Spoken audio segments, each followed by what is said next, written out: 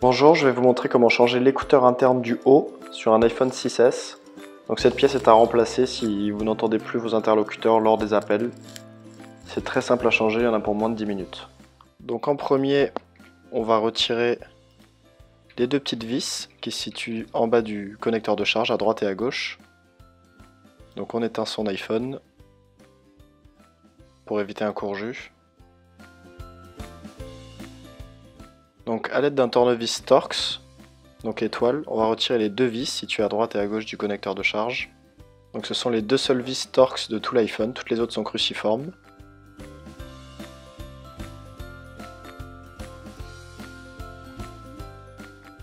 Alors à l'aide d'un Isezamo, donc c'est une spatule très fine, on va retirer l'écran de son châssis en le passant entre la vitre tactile et la coque arrière de l'iPhone. On peut aussi utiliser une ventouse, mais c'est plus simple avec un Isezamo. Donc on le fait coulisser tout le long du téléphone.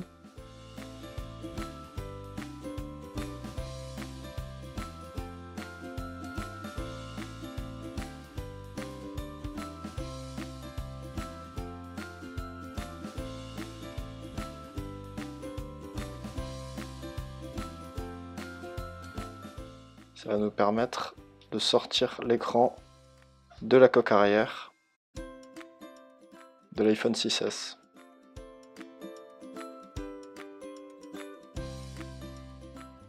Donc on essaie de faire doucement le levier pour que l'écran se déboîte de son châssis.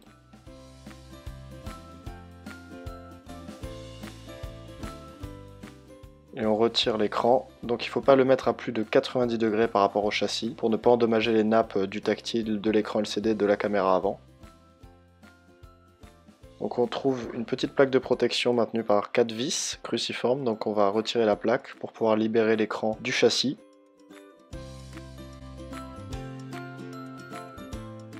Donc faites attention puisque chaque vis a une longueur bien spécifique. Donc ce que je vous conseille, c'est d'utiliser un patron magnétique pour bien vous repérer lors du remontage.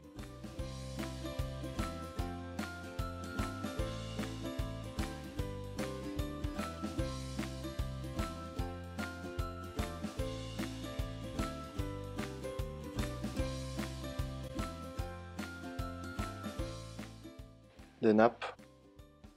Donc on va déconnecter l'écran à l'aide d'une spatule. Donc on déclipe les trois nappes qui sont connectées à la carte mère.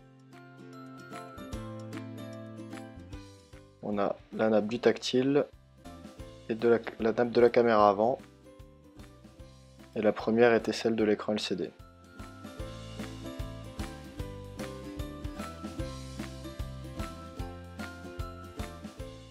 On a maintenant accès à l'écouteur interne, donc il se situe en haut de l'écran de l'iPhone.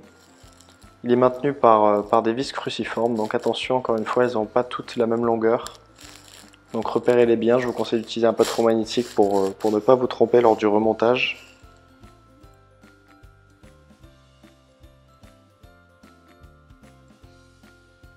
Donc l'écouteur interne est maintenu par ce support métallique.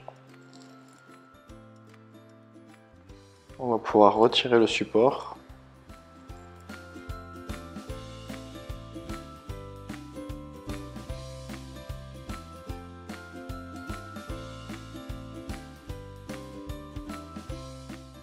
On va retirer la caméra avant puisque la nappe passe au-dessus de l'écouteur interne ici. Et là on a accès à l'écouteur. Donc pour le remontage, processus inverse, on le replace dans son logement. Il y a deux petits ergots en plastique qui vont guider le maintien. On remet la caméra avant dans son logement, c'est un petit anneau en plastique transparent. Et enfin on remet le support qui permet de maintenir la caméra avant et l'écouteur interne sur l'écran. On veille à ce que tout soit bien en place. On peut éventuellement retourner l'écran pour vérifier que la caméra frontale soit bien centrée. Et ensuite on peut remonter l'iPhone 6S.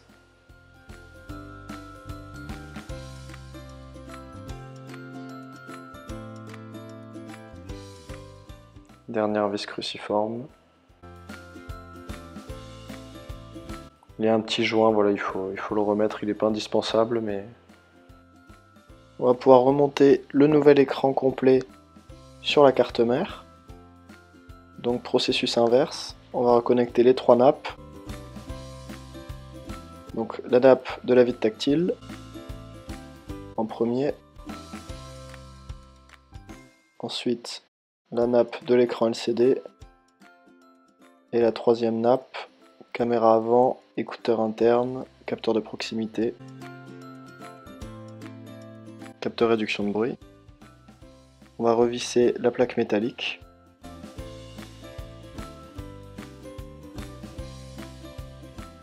Très important de bien la repositionner puisque en cas de choc ou de coup, les nappes qui sont fixées sur la carte mère pourraient s'éjecter en cas de chute.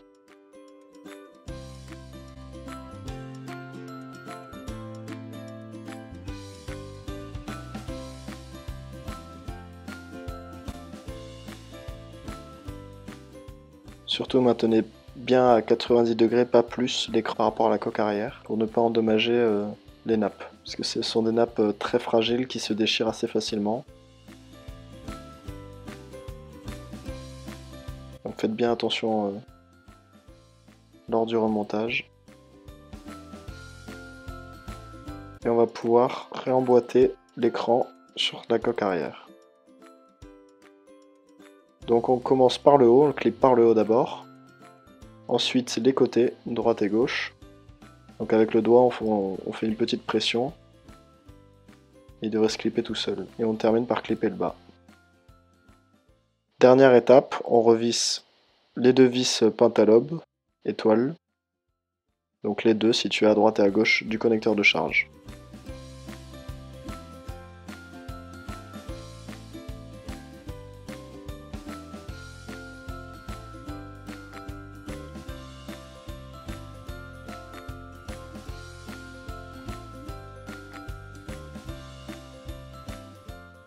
Notre iPhone 6S est enfin réparé, il ne nous reste plus qu'à l'allumer, alors je vous conseille de bien tester le tactile. Merci à tous et à bientôt sur le site toutpouriphone.com.